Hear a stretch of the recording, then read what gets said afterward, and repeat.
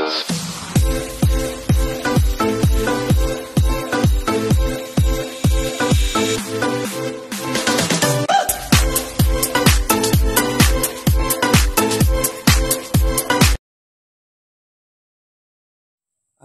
magandang araw po sa ating lahat mga kapintura. Ngayon po ay araw ng Lunes. So, ang oras po natin ngayon ay alas 7 ng umaga. So, yan o, nakikita nyo po yung bundok Arayat. Dito na po ako sa site ngayon, nagaling sa Tarlac. So, napakaaga natin nakarating. Umalis tayo sa Tarlac ay 4:30 ng madaling araw. So dito ako umabot ako ng alas 7:20 ng umaga. So ito na po yung ating ginagawa ngayon dito sa Plasang Luma, Arayat, Pampanga. Ayan, napakaganda po ng site natin, malapit sa bundok ng Arayat. So ang gawa natin po dito ngayon ay bali ito na lang ang bakod ang natitira na ginagawa natin. Ayun, napinturahan na po namin ng Sabado ito. Naumpisa na natin. Ayan, na kulay brown yung mga poste. Tapos yung may ilaw na yon, ganyan ang kulay pati ito. Itong may ilaw na rin to. O bali hindi pa po nakatira yung may-ari dito kaya hindi pa kasi tapos lahat. So ayan, napakaganda na po ng ginagawa natin ngayon. Wala pa yung aking mga kasama. Yan guys, oh. So yung motif natin dito ay isa pader. Ang kulay po niya ay smoke gray. Tapos yung tiles nila dito yung flat black na tiles talaga. Tapos itong kulay natin dito, hindi lang natin nakubuhay kung anong pangalan, basta nasa brown, parang choco brown, ganyan. Tapos yung ating mga bakod at saka sa gate, yan kulay black tayo na flat. Pero sa gate na to, meron pang itatapal na yung hardiplex na ang sukat ay di medya pero meron siyang design na parang aspin ng kahoy. So yan, itatapal dyan dito sa bawat awang ng mga bakal na yan. So napaganda po pag natapos na to. Yan na po yung kulay natin sa labas na smoke gray.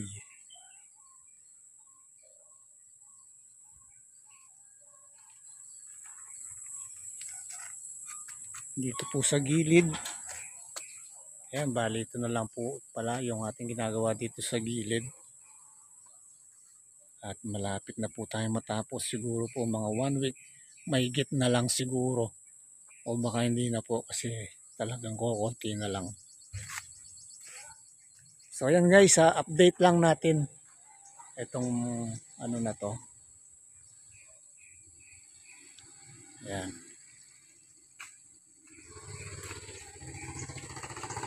Yan, shoutout po sa lahat ng mga nagsusupport sa aking channel. Salamat po sa mga nanonood. Po kayong magsawang manood at mag-support. Thank you po sa lahat ng mga suporta ninyo. So, update lang po tayo. Yan, stay tuned po. Mamaya po i-video natin sa loob ng bahay. Tara guys, pasok tayo sa loob. Titingnan natin itong loob na aming ginawa dito sa Plasang Luma. So, pasok tayo. Tara. Ayan, medyo madilim. So, bali pumasok na tayo dito sa back door. Kasi ayaw na lang pabukas yung main door para hindi na daw pasok yung mga alikabok pa. So, pag enter natin dito to, makikita na natin yung kanilang main kitchen. So yan, ang kulay natin sa mga cabinet sa ibaba ay seal gray. Napakaganda. Tapos yung kanyang mga handle, ayan o. Bagong style na kulay black. Ayan. Tapos yung kanyang counter top, granite countertop na kulay puti. Ayan, makikita nyo maraming speckles na lumalabas. Ayan o, yung mga parang kumikintab, mga kumikinang, napakaganda. Kulay puti naman yan. Ayan, makikita nyo yung kumikislap na yan ang design ng granite na to. Ayan o, makikita nyo yan o. Ayan. Tapos nailagay na rin yung kanyang faucet. Ayan, na kulay black din na flat black, napakaganda. Tapos yung kanyang lababo ay dalawa siya. Ayan. Tapos sa taas, mga cabinet naman niya, kulay puti. So, bali two-tone tayo dito sa kanyang main kitchen. Ayan. Tapos yung kanyang mga handle, kulay black din. Ayan. Ang ganda ng kanyang mga handle. Ngayon lang ako nakakita ng ganito. Ayan. Tapos yung pinaka-background na dito sa may wall ng niya, lababo, napakaganda ng pagka-gray niya. Ayan.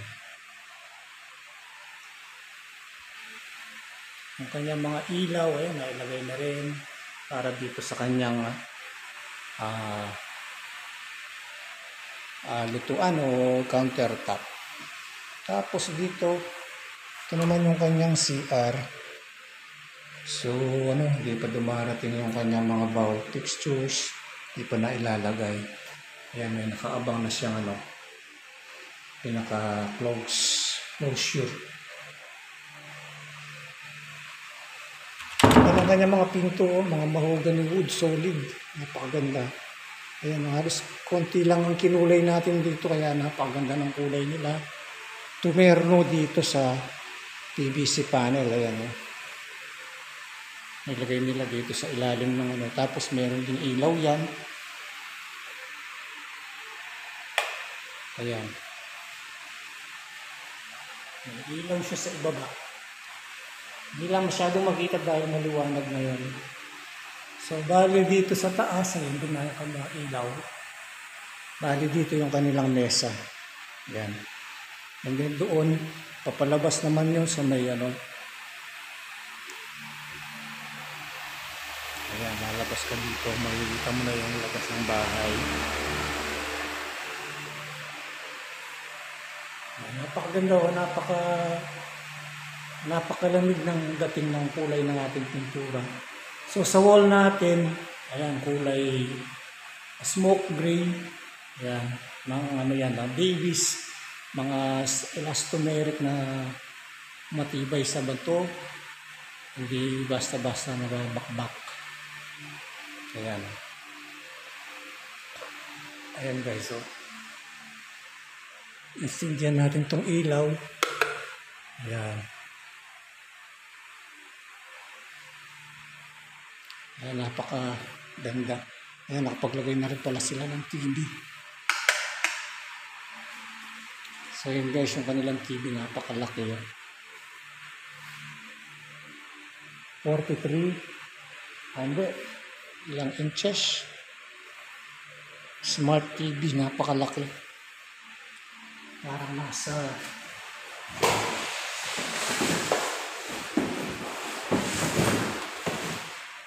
siguro nasa 60 to.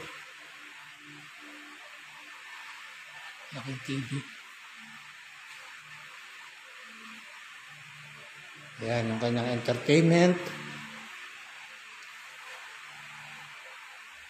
Tapos sa sulok na yun, medyo maganda rin lumabas din yung doon.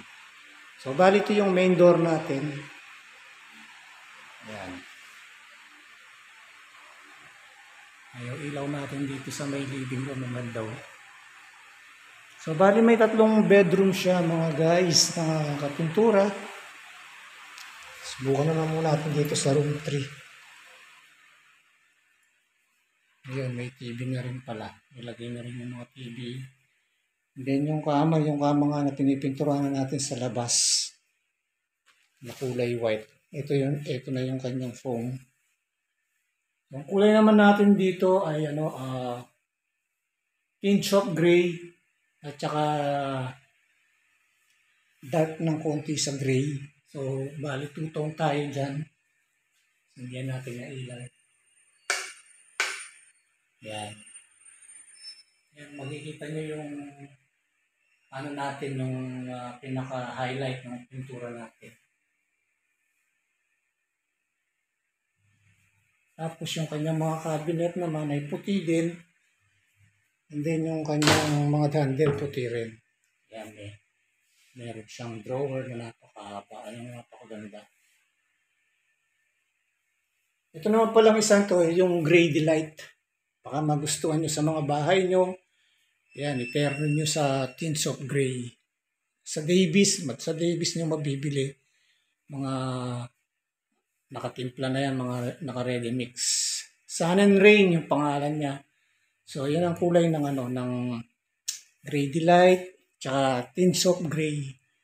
Ayan, kung makikita nyo sa dilim. Ayan yung kanyang pagkakaiba. So, ito bali yung room 3. Ayan. Dito naman tayo sa room 2, sa pinakagitna.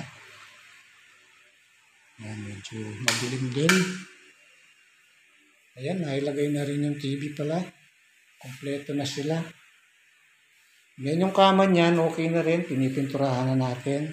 Same color lang sila sa... Actually, same color din lahat ng kwarto eh.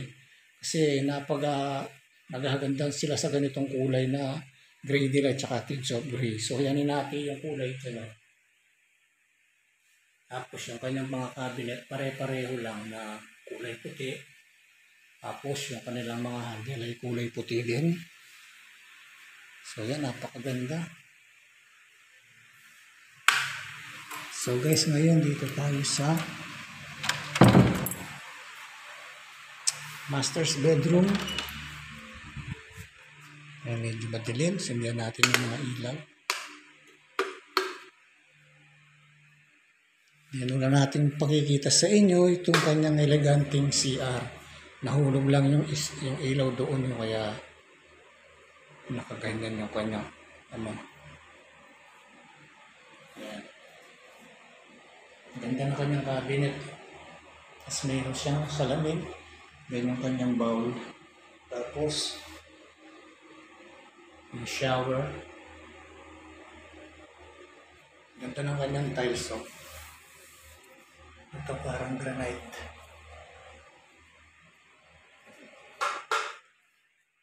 Then dito naman, ayan yung kanyang kama. So ito okay na tong kanyang kama kasi binalutan lang namin ng formica. Ayan.